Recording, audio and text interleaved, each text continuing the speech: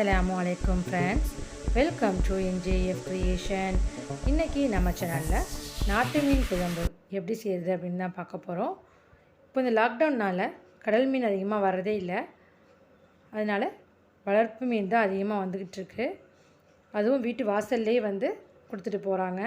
இது ரொம்ப லாக்டவுனுக்கு ரொம்ப வசதியாக இருக்குது. நம்ம வெளியில் போய் எங்கேயும் போய் வாங்க முடியாது இல்லையா, அதனால் வீட்டு வாசல்லே மீன் கொடுத்துட்டு போகிறாங்க. அந்த மீனில் தான் நான் இன்றைக்கி குழம்பு வைக்க போகிறேன். நாட்டு மீன் நல்லா உரசிட்டு கழுவிக்கோங்க, நல்லா கொழுப்புத்தன்மை ஜாஸ்தியாக இருக்கும், அதனால் நல்லா உரசி கழுவி எடுத்துக்கோங்க. அதுக்கப்புறமா குழம்புக்கு எடுத்து வச்சுருக்க மீன் இந்த மாதிரி உப்பு போட்டு பரட்டி வச்சுருங்க கொஞ்சம் நேரம். அப்போ தான் குழம்புல மீன் உப்பு பிடிச்சிருக்கும். அப்படி இல்லைன்னா உங்களுக்கு உப்பு ஏறாமல் ஒரு மாதிரி சப்புன்னு இருக்கும். நைட்டுக்கும் மறுநாள் சாப்பிட்டா தான் உப்பு ஏறுற மாதிரி இருக்கும். இந்த மாதிரி நீங்கள் பரட்டி வச்சு சாப்பிடும்போது மீன் நல்லா உப்பு ஏறி நல்லாயிருக்கும். அதுக்கப்புறம் பார்த்திங்கன்னா புளி இந்த சைஸில் நான் எடுத்திருக்கேன். இப்போ இந்த மாதிரி பிச்சுட்டு இதை ஊற போட்டுக்கலாம். மீன் குழம்பு பார்த்திங்கன்னா புளிப்பு உரப்பாக இருந்தால் தான் ரொம்ப நல்லாயிருக்கும். இப்போ நம்ம இந்த புளியை ஊற வச்சுக்கலாம். அடுத்தது மசாலா அரைக்கணும். அதுக்கு 4 பல் பூண்டு, 1/2 டீஸ்பூன் பெருஞ்சீரகம், அப்புறம் சின்ன மூடியாக 1 மூடி அளவுக்கு தேங்காய் சேர்த்துக்கலாம். சேர்த்துட்டு இதை நல்லா ஒரு ஃபைன் பேஸ்ட்டாக நம்ம அரைச்சி எடுத்துக்கலாம். அப்புறம் பார்த்திங்கன்னா தாளிப்பில் கறிவடகம் சேர்க்க போகிறேன். அதனால தான் 4 பல் பூண்டு சேர்த்துருக்கேன். நீங்கள் கறிவடகம் சேர்க்கலன்னா 8 பல் பூண்டு சேர்த்துக்கோங்க. பெருஞ்சீரகம் இன்னும் ஒரு 1/2 டீஸ்பூன் சேர்த்துக்கிறதுக்கு 1 டீஸ்பூன் சேர்த்து நல்லா ஃபைன் பேஸ்ட்டாக அரைச்சி எடுத்துக்கோங்க. இப்போ இதை அரைச்சாச்சு. ஒரு மிக்சிங் பவுலுக்கு மாற்றிட்டு இதிலையே நம்ம குழம்புக்குள்ளே மசாலா எல்லாமே ரெடி பண்ணிக்கலாம். இப்போ ஊற வச்சு வச்சுருந்த புளியை கரைச்சிக்கலாம். இப்போ புளி கரைச்சாலுமே வடிகட்டி சேர்த்துக்கோங்க. இந்த ஓடு சீட்ஸ் எல்லாமே இருந்தாலும் அந்த வடிகட்டிலே தங்கிடும், அதனால் வடிகட்டி எடுத்துக்கோங்க. புளி கரைச்சிட்டேன். இப்போ இதில் மசாலா ஆட் பண்ணிக்கலாம். 1 டீஸ்பூன் அளவுக்கு மஞ்சள் தூள், 1 டீஸ்பூன் ஜீரகத்தூள், 1/2 டீஸ்பூன் மிளகுத்தூள் சேர்த்துக்கலாம்.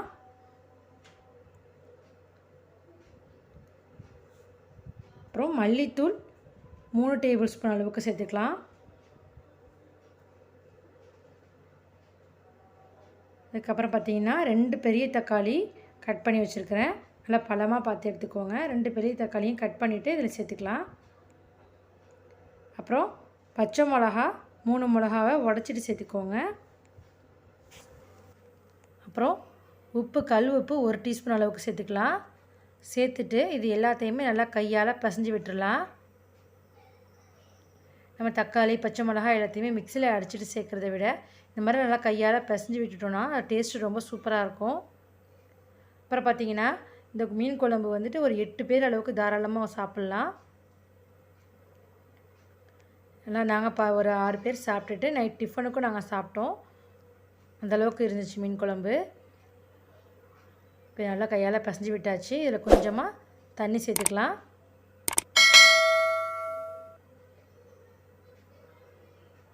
இப்போ மீன் குழம்பு நம்ம தாளிச்சிடலாம். இதுக்கு மீன் குழம்பு செய்கிறதுக்கு எப்போதுமே ஒரு தட்டையான பாத்திரமாக எடுத்துக்கோங்க. இப்போ அந்த பேனை ஹீட் பண்ணிவிட்டு அதில் 2 டேபிள் ஸ்பூன் அளவுக்கு நல்லெண்ணெய் சேர்த்துக்கலாம். நல்லெண்ணெய் மீன் குழம்புக்கு நல்ல ஒரு ஃப்ளேவர் கொடுக்கும்.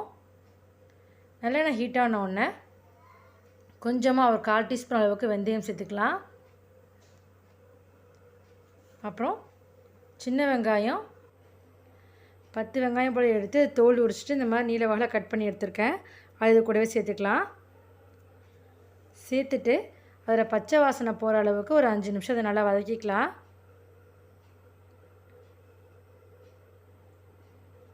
பாருங்கள் நல்லா வதங்கிடுச்சு.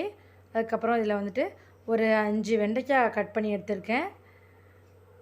அதையும் இது கூடவே சேர்த்து நல்லா வதக்கி விட்டுடலாம். மீன் குழம்பு பார்த்திங்கன்னா வெண்டைக்காய், செம்மாங்காய் சேர்த்து செய்யும்போது ரொம்ப சூப்பராக இருக்கும். நல்லா வதக்கிடுங்க. அதுக்கப்புறம் 2 கொத்து கருவேப்பிலையை இந்த மாதிரி உருவி வச்சுருக்கேன், அதையும் சேர்த்து நல்லா வதக்கிடலாம். இப்போது இதில் கறிவடகம் ஒரு 1 டீஸ்பூன் அளவுக்கு சேர்த்துட்டு அதை லைட்டாக வதக்கி விட்டுட்டு 1 டீஸ்பூன் அளவுக்கு சேர்த்தாலே போதும். லைட்டாக வதக்கிட்டு மிளகாத்தூள் சேர்த்துக்கலாம். மிளகாத்தூள் பார்த்திங்கன்னா நான் இன்றைக்கி 1/2 டேபிள் ஸ்பூன் அளவுக்கு சேர்க்குறேன். உங்கள் காரத்துக்கு தகுந்தாற் போல் நீங்கள் சேர்த்துக்கோங்க.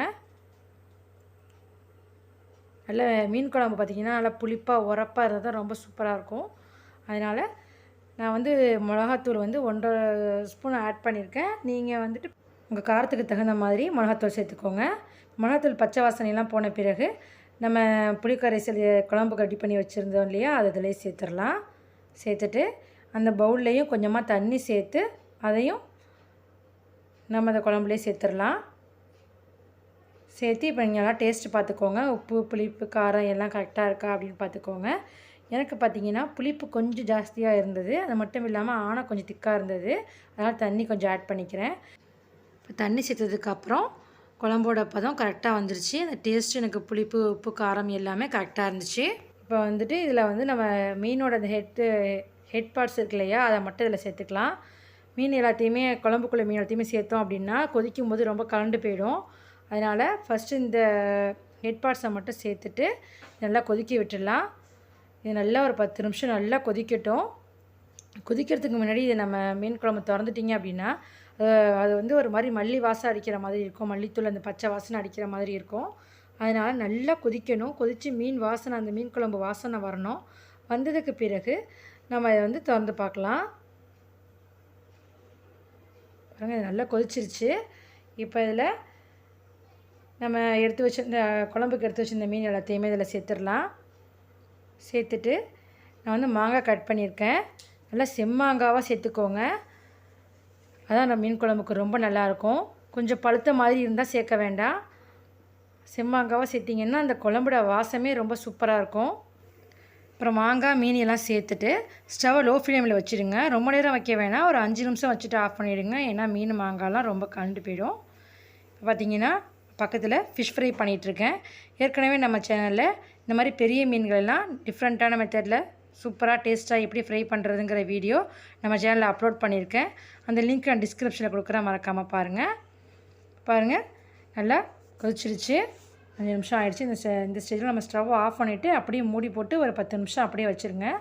அதுக்கு பிறகு நம்ம குழம்பை எடுத்து சர்வ் பண்ணிக்கலாம். ஃபிஷ் ஃப்ரையும் பண்ணியாச்சு. இப்போது குழம்பும் நமக்கு சூப்பராக ரெடி ஆகிடுச்சு. இப்போ நாம் இதை வந்து சர்வ் பண்ண வேண்டியதுதான். சூப்பரான மணக்க நாட்டு மீன் குழம்பு சூப்பராக ரெடி ஆகிடுச்சு.